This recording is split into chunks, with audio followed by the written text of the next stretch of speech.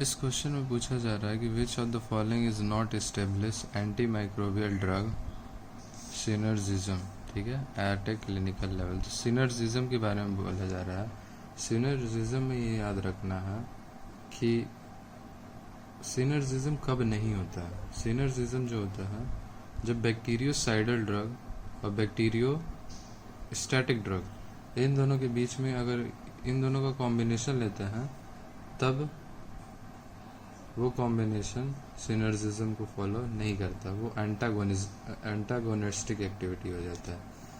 तो मैं बोलता हूँ कि जो बैक्टीरियोसाइडल ड्रग है और बैक्टीरियोस्टैटिक ड्रग ये दोनों को अगर साथ में लेंगे तो ये एंटागोनिज्म का काम करेगा, एंटागोनिस्टिक एक्शन होगा, सिनर्जिस्टिक एक्शन नहीं होगा।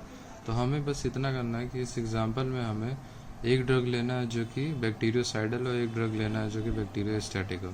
तो इसमें ऑप्शन में पेनिसिलिन जो होता है वो बैक्टीरियोसाइडल होता है and this is bacteriostatic, tetracycline bacteriostatic होता है। तो इसलिए ऑप्शन जो हो जाएगा वो सी ऑप्शन हो जाएगा। Okay, which of the following drug is not excreted in bile, ठीक है। सबसे पहले इसके बारे में थोड़ा पढ़ लेते हैं। देखो,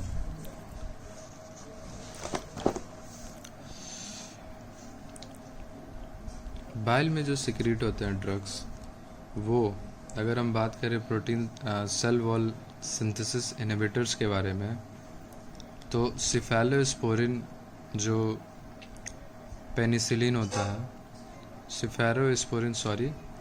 सिफेलोस्पोरिन जो बीटा लैक्टम्स होते हैं, बीटा लैक्टम्स के कई टाइप है तो उसमें सिफेलोस्पोरिन होता है।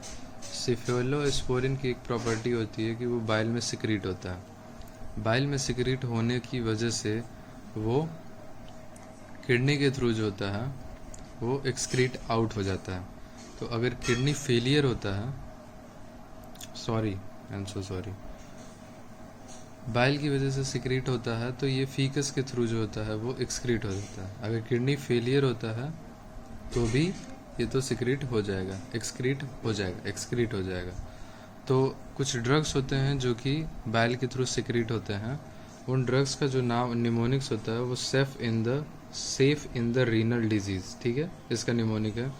तो सेफ्ट्राइजोन एंड सेफोपेराजोन, ठीक है, टाइजी साइक्लिन, रिफेम्पेसिन। तो रिफेम्पेसिन जो है वो थोड़ा सा इम्पोर्टेंट है क्योंकि रिफेम्पेसिन बहुत कॉमन है।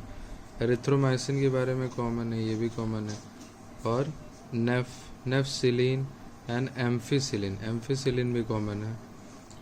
लिंकोसामाइड एंड डॉक्सीसाइक्लिन। तो ये सारे ऐसे ड्रग हैं जो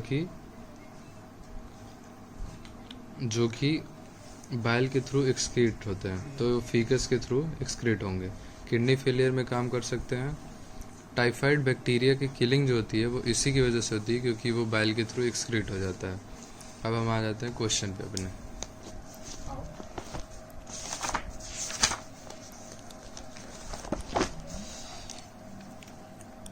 इसमें बोला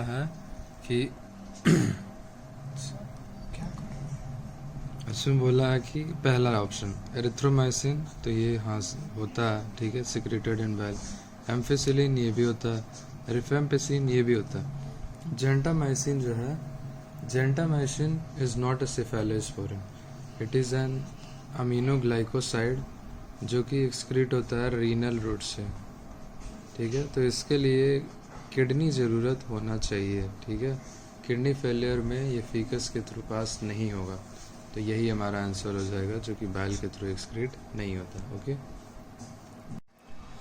क्वेश्चन पूछा है कि which of the following statement about the pre disposition, what is pre disposition, metabolism and excretion, इसी को कहते हैं क्या, pre disposition of the penicillin and cephalosporin is not accurate, ठीक है। कोई कंपैरिजन के बारे में नहीं बोल रहा है, इसमें बोल रहा है कि बताइए पेनिसिलिन और सिफेलोस्पोरिन दोनों को इंक्लूड किया हुआ है और उसमें बताना कौन सी चीज़ सही है कौन सी चीज़ गलत है। Oral bioavailability is affected by lability to the gastric acid. ये सही बात है, क्योंकि हम जानते हैं कि पेनिसिलिन जो होते हैं वो ओरली नहीं दिए जा सकते, क्योंकि वो अफेक्टिव, जो ओल्ड पेनिसिलिन जी थे ना वो ओरली अफेक्टिव नहीं होता है। ठीक है, तो इसलिए क्यों नहीं होते, क्योंकि गैस्ट्रिक एसिड से लबाइल होता है। मैं इसको अभी दिखाऊंगा अभी। फिर उसके बाद पेनिसिलिन प्रोकेन पेनिसिलिन जी, ये क्या होता है, ये इंट्रामस्कुलर इंजेक्शन दिया जाता है इसका। ठीक है, ये क्या करते हैं, एक्शन लॉन्ग एक्शन कर देते हैं। ठीक है, एक्शन का ड्यूरेशन जो होता है लॉन्ग एक्टिंग कर देते हैं। Renal tubular absorption of beta lactam is inhibited by probenic acid benecid probenecid. अब देखो ये भी गलत है, ये गलत स्टेटमेंट है। रीनल ट्यूबुलर रीएब्जॉर्प्शन गलत है। रीनल ट्यूबुलर सिक्रीशन होता है। बीटा लैक्टम जब जाते हैं तो रीनल ट्यूब्यूल के थ्रू वो एक्सक्रीट हो जाते हैं, सिक्रीट हो जाते हैं, तो वो सिक्रीशन रोक के उसको ब्लड में रखना रहता है, उसके लिए यूज होता है प्रोबेनिसिड। तो यही ऑप्शन गलत है, तो ये हमारा सही है। और nafcillin and ceftriaxone are eliminated via biliary secretion. मैं एक बार सब तुम्हें दिखा देता हूँ, आप मार्क भी कर लेंगे।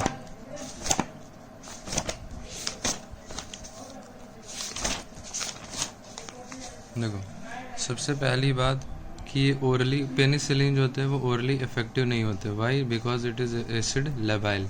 तो कुछ एसिड रेजिस्टेंट पेनिसिलिन जो होते हैं या ओरल पेनिसिलिन होते हैं, उनको वोडका ड्रग से हम याद करते हैं। Vodka drug penicillin V, oxacillin, dioxacillin, cloxacillin, ampicillin, amoxicillin. ठीक है, फिर उसके बाद हम बात करते हैं कि हम अगर इसको लॉन्ग एक्टिंग बनाते हैं ना, तो उसका ट्यूबुलर सिक्रीशन जो ये हो रहा है उसको इनिबिट करते हैं प्रोबेनिसिड से और डीपोट प्रिपरेशन से, और इसका इंट्रामस्कुलर इंजेक्शन हम देते हैं। ठीक है, साथ साथ ये भी याद कर लो कि अगर मसल में उसको ज़्यादा देर तक स्टोर रखना है तो बेंजाथिन और प्रोकेन पेनिसिलिन जी जो होते हैं वो दिया जाता है, IM रूट से दिया जाता है, मसल में जाके स्टोर हो जाता है।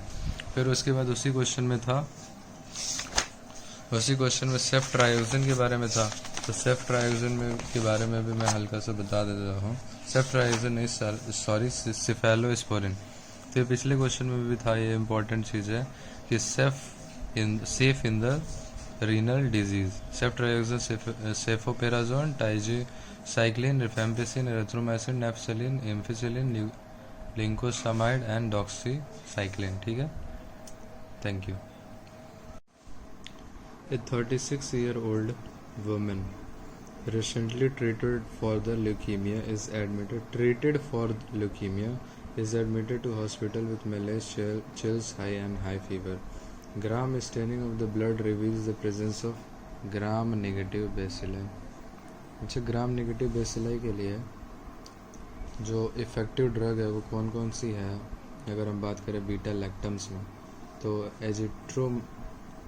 नाम है एजिट्रोनाम एंड इमीपेनम। ठीक है, यही दोनों ड्रग है जो कि ग्राम नेगेटिव के लिए इफेक्टिव है।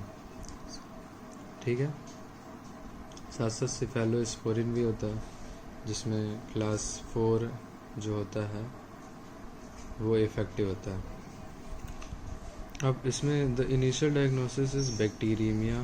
ठीक है, and parental antibiotics are indicated. The record of the patient reveals that she had a severe urticarial rash, hypotension and respiratory difficulty. यानी जाहिर सी बात है उसमें सेंसिटिविटी जो है वो बढ़ चुकी है। ये सारे जब सिम्टम आते हैं तो यानी सेंसिटिविटी जो है वो सेंसिटिविटी बढ़ी हुई है। ठीक है, हमसे पूछा जा रहा है कि आफ्टर पेनिसिलिन 5 अबाउट 6 मंथ एगो, तो पेनिसिलिन की वजह से इन सेंसिटिविटी जो है बढ़ी हुई, जिसकी वजह से urticarial rash and hypertension and respiratory difficulty हो रही है। तो most appropriate drug should be, most appropriate drug के बारे में पूछ रहा है कौन सा होगा? एम्फिसिलिन प्लस सोल्बेक्टम ले लो। ठीक है, फिर उसके बाद एजिट्रियोनाम फिर सेफा जोलिन एंड इमीपेनम प्लस सीलास्टेटिन।